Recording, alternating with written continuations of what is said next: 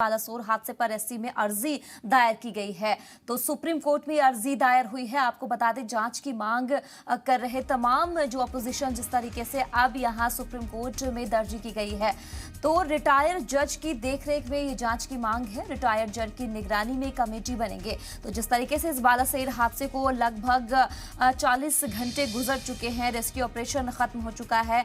अब यहां पर हादसे पर सुप्रीम कोर्ट में अर्जी दायर, तो सुप्रीम कोर्ट में अर्जी दायर की गई है और जांच की मांग जो है वो रिटायर्ड जज की देखरेख में जांच की मांग हो रही है। रिटायर्ड जज की निगरानी में कमेटी बने, ये तमाम बातें कही जा रही है। बता दें कि इस हादसे में 288 लोगों की मौत हुई, जबकि 900 से ज्यादा इसमें जख्मी हुए थे। अब इस पे तमाम छानबीन भी की जा रही है कि हादसा किस वजह से हुआ है। और यहाँ पर पीएम मोदी की तरफ से भी कहा गया कि जो भी इसमें गुनाहगार होगा, जो भी कसूरवार होगा, उसको बख्शा नहीं जाएगा। तो इंतजामिया सख्ती पर है और अब यहाँ बालासोर हादसे पर सुप्रीम कोर्ट में जो है अर्जी दायर है। सुप्रीम कोर्ट में अर्जी दायर कर जांच की मांग लगातार हो रही है। इस बीच रिटायर्ड जज की देखरेख में जांच की मांग, तो रिटायर्ड जज की निगरानी में ये कमेटी बने, उसके बाद ही ये जांच की जाए। तो सुप्रीम कोर्ट में अर्जी दायर की गई है। आपको बता दें कि जिस तरीके से यह खौफनाक हादसा पेश हुआ, जिसमें इस हादसे को गुजरे 40 घंटे के लगभग हो चुका है। तमाम रेस्क्यू टीम जहां पर मौजूद रही और अब जो है फिर से ट्रैक पे बुध से ही कहा जा रहा है कि ट्रेन की रफ्तार फिर से देखने को मिलेगी। इंतजामिया यहां पर सख्ती बरतते हुए जांच की पूरे यहाँ टीम जो है वो लगातार लगी हुई है कि हादसा किस वजह से हुआ।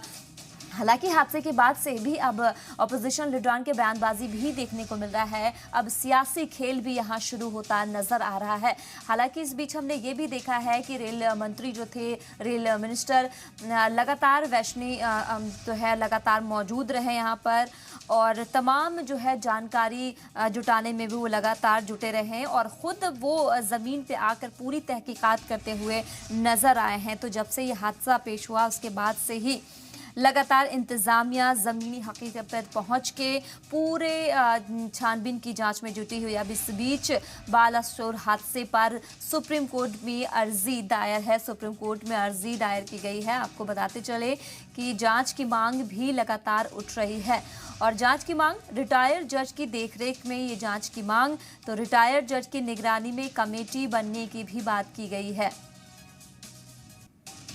तो बालासोर हादसे के 40 घंटे अभी तक फिलहाल गुजर चुका है। रेस्क्यू ऑपरेशन खत्म हो चुका। फिलहाल अप और डाउन लाइन को दोबारा बहाल करने की कोशिश वो भी इंतजामिया की तरफ से जोरों पर चल रही है। रेलवे के जराये के मुताबिक जानकारी से डाउन लाइन शुरू करने में फिर भी अभी भी 15 घंटे या 12 घंटे का वक्त बताया जा रहा है कि लग सकता है। अभी अप लाइन क्लियर होने में भी थोड़ा वक्त ज़रूर लगेगा। रेलवे की तरफ से ये जानकारी साझा की गई है।